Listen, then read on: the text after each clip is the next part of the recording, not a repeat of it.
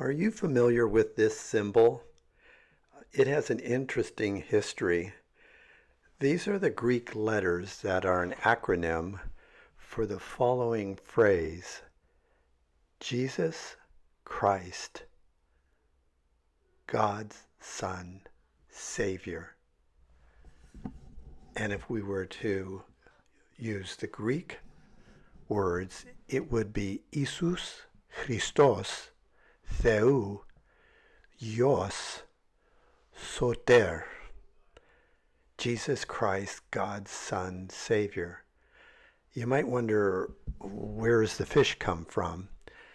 And as the story goes, each of these letters, the first one, iota, and then chi, and then theta, then epsilon, then sigma, each of them form an acronym for the Greek word for fish.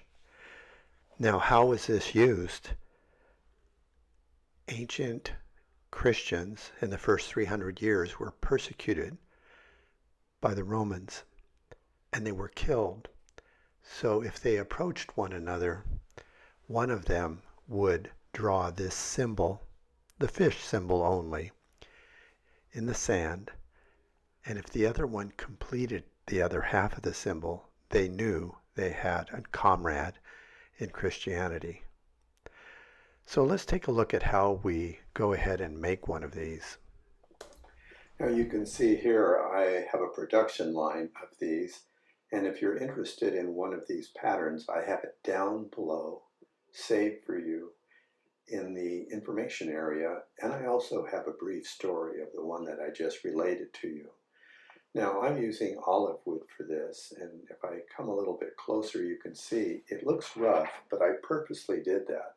I could have cleaned this up with sanding and a router, but instead I took a chisel and I made it look as authentic as I could, as though it was in the year 300 AD.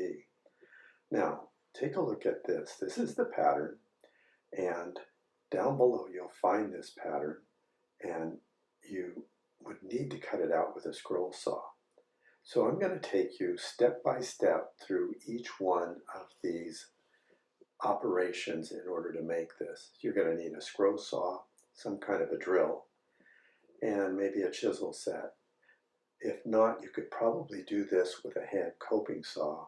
With good luck, that's kind of tough going. When you're cutting real intricate things like this, what I would recommend is relief cutting. Let's say we have a hole here, the blade comes up through this spot, and some of these areas are just too tight to cut into. So what I would do is cut like this, come down here, go in, back out, and then come in like this, and come around here, tuck in to there, back out to about here, and then hook around and come in and meet your cut that way. And then you can even back up here and come down and cut this out this way. This is called relief cutting, and it helps you to avoid trying to turn in a spot like this. Remember, you can't turn tighter than the thickness of the blade, so you have to watch that when you're cutting. So now I'm going to go into each of these white areas. I'll start over here.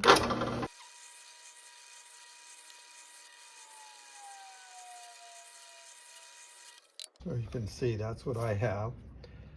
I have to check because sometimes I miss drilling these spots. Now I'm going to go ahead, and on the back side I usually have these burrs, and I'm going to knock them off with a little chisel scraper. I'll just clean these off a little bit like that.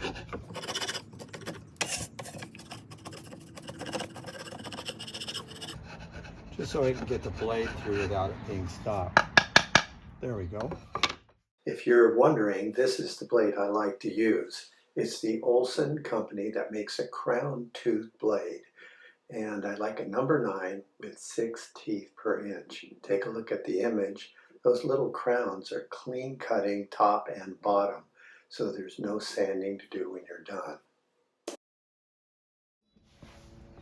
So you can see I have my blade nice and tight in here. I got my blower there, And I'm going to cut out this first section.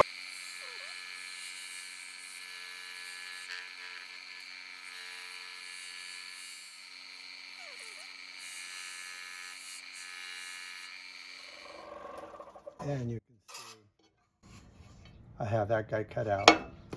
Just repeat it about 15 times. This next part isn't easy, but I take this chisel, a wood carving chisel, and I slide it along the edge and I just kind of round it, and I don't worry too much about leaving little flats on there. I could do this with a router and it would be perfect, but I want this to look like maybe it was made by someone in the year 300 AD, so they're not going to be sanding a lot of that off. And then I come inside here and I get these little areas and I kind of round these off too. And I'll do that around each one of these things, being real careful not to break anything. It's pretty strong.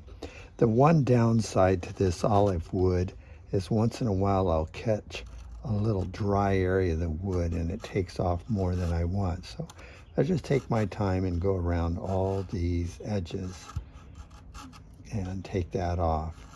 So I'm going to spend some time just going around here and rounding everything. And an important thing on this pattern is this little area you have right here between the trim and the letter. I go in at an angle and I push down and I cut a crevice and I come from both sides to accentuate that.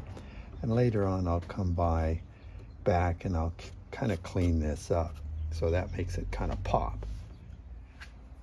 By the way, this is olive wood that I just harvested from someone's front yard, and I cut it into slabs, and these are the slabs that I use to make this.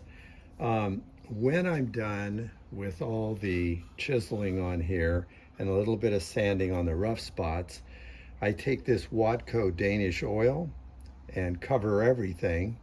And then I just take a 1/8 inch drill bit, put this in a clamp and drill straight down in there. And then I take any piece of wood that's kind of attractive and I put it as a base, stain it, and then sometimes I put my little logo on the bottom too. I burn it on there.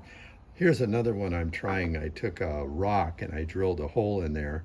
And on the next one I make, I might put a rod coming up from the rock and have on here, Jesus is my rock. So just some ideas. It's fun to mess around with this. I hope you check down below in the information area of this video and see the things. I have the pattern and I have the history of this symbol.